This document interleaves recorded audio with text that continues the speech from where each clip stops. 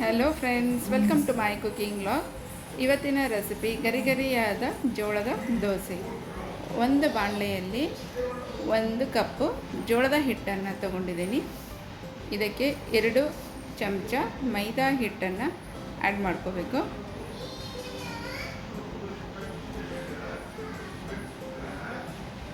ಮತ್ತು 1 ಸ್ಪೂನ್ ಕಡಲೆ ಹಿಟ್ಟನ್ನು ಹಾಕಿದ್ದೀನಿ. ಕಡಲೆ ಹಿಟ್ಟು ಕೆಂಪಗಾಗಿ ಚೆನ್ನಾಗಿ ರೋಸ್ಟ್ ಆಗುತ್ತೆ.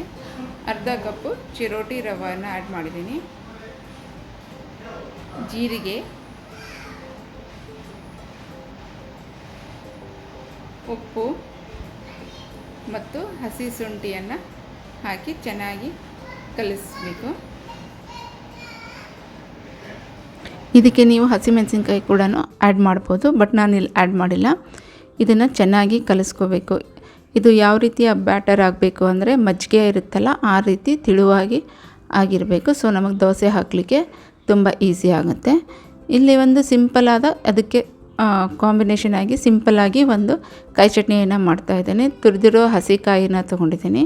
ಇದಕ್ಕೆ ರೋಸ್ಟೆಡ್ ಹಸಿಮೆಣಸಿನಕಾಯಿ ಮತ್ತು ಪುಟಾಣಿಯನ್ನು ಹಾಕಿದ್ದೀನಿ. ಇದಕ್ಕೆ ಸ್ವಲ್ಪ ನಿಂಬೆ ಹುಳಿಯನ್ನು ಹಾಕಿದ್ದೀನಿ. ಉಪ್ಪು, ಹುಂಚಿನ ಹುಳಿ, ಉಪ್ಪನ್ನು ಹಾಕಿ ನೀರನ್ನು ಹಾಕಿ ಇದನ್ನು ಬ್ಲೆಂಡ್ ಮಾಡ್ಕೊಂಡಿದ್ದೀನಿ ಚೆನ್ನಾಗಿ. ಇದಕ್ಕೆ ಸಿಂಪಲಾಗಿ ಒಗ್ಗರಣೆ ಕೊಡೋದು. ಕಡಲೆಬೇಳೆ, ಉದ್ದಿನಬೇಳೆ, ಜೀರಿಗೆ, ಸಾಸಿವೆ, ಹಿಂಗು ಮತ್ತು ಒಣ ಮೆಣಸಿನಕಾಯಿಯನ್ನು ಹಾಕಿ ಒಗ್ಗರಣೆ ಕೊಟ್ಟಿದ್ದೀನಿ. ತುಂಬ ಸಿಂಪಲ್ಲಾಗಿದೆ.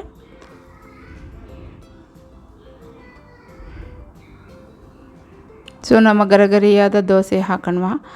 ಇದಕ್ಕೆ ತವ ಚೆನ್ನಾಗಿ ಕಾದಿರಬೇಕು. ಸೊ ಇದು ಹಾಕಿದರೆ ತಿಳುವಾಗಿ ಹಾಕಬೇಕು. ಎಣ್ಣೆ ಹಾಕಿ ಇನ್ನು ನಿಧಾನಕವಾಗಿ ತೆಗಿಬೇಕು, ಏಕೆಂದರೆ ತುಂಬ ಸಾಫ್ಟ್ ಇರೋದರಿಂದ ಬೇಗ ಹರಿದೋಗುತ್ತೆ.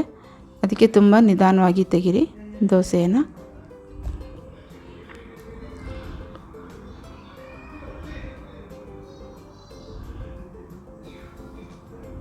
ಇನ್ನೊಂದು ದೋಸೆಯನ್ನು ಹಾಕಿ ತೋರಿಸ್ತಾ ಇದ್ದೀನಿ.